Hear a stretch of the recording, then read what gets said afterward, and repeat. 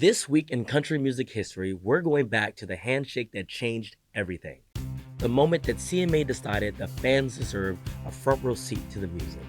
The beginning of fanfare. Welcome to CMA's This Week in Country Music History. It's the early 1970s. Country music was gaining in popularity, and every year a convention of country radio DJs came to Nashville to hear the latest the genre had to offer.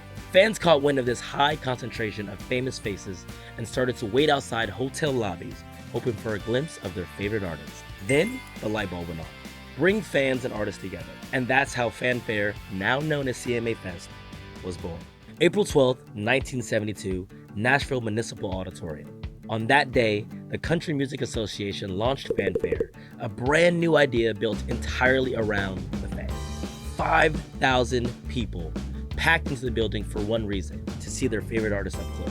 Early fanfare lineups featured artists like George Jones, Loretta Lynn, Dolly Parton, and Tammy Wynette. No barriers, no velvet ropes, just a massive exhibit hall with more than 100 booths where country legends sat for hours, signing autographs and shaking hands with the people who bought their records. It wasn't just an event, it was the ultimate thank you note to the fans. Attendance jumped from 5,000 to nearly 10,000 almost overnight. And by 1982, the event had already outgrown Municipal Auditorium and moved to the Tennessee State Fairgrounds. The message: country music fans are the most loyal in the world. What is it about country music that just makes it gosh darn great? I just like the people. These people. The people. No, she comes for the men. I come for the man. Who are you here to see? They're here to see Garth Brooks. I'm here just trying to keep them calm. What's so great about Garth Brooks? Oh, right. Just being Garth. In 1996, Garth Brooks famously stayed at fanfare for 23 hours, signing autographs, refusing to leave until every fan in line had their moment. By the early 2000s, the event had outgrown the fairgrounds. In 2001, fanfare moved into downtown Nashville, spreading across the riverfront, the convention center, and eventually the massive stadium shows across the Cumberland River. And as the stage grew, so did the spotlight. CMA Fest didn't just stay country. It started pulling in artists from every corner of music. You had moments where legends like Paul McCartney showed up and rock legends like Lenny Kravitz took the stage. We've seen the stadium turn into a massive dance party with the Backstreet Boys, and in 2016, Steven Tyler brought his legendary rock and roll swagger for a powerhouse duet with Martina McBride.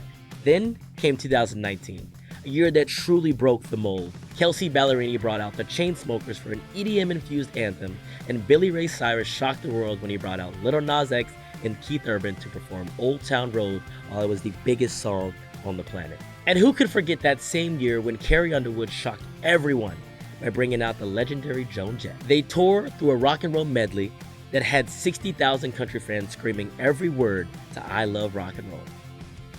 Whether it was Avril Lavigne popping up or those massive surprise collaborations, these moments brought a new energy to Nashville. By 2004, the event officially became what we know today as CMA Fest. Fast forward, that little gathering has become a global phenomenon. Nearly 90,000 fans a day descend on Nashville from all 50 states and more than 35 countries.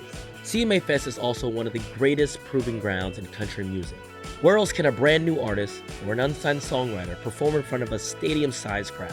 Stages like the Spotlight stage and the Good Molecules Reverb stage exist specifically to showcase rising talent. More than 300 performers play those stages every year, and for many of them, it's the moment they go from who's that to a household name. And here may be the most country part of the whole story. CMA Fest plays a major role in supporting the CMA Foundation, which funds music education programs in schools across the country. To date, the festival has helped generate more than $30 million from music education. So while you're singing along in the front row, you're also helping a kid in the classroom pick up an instrument for the very first time. It's a cycle of giving.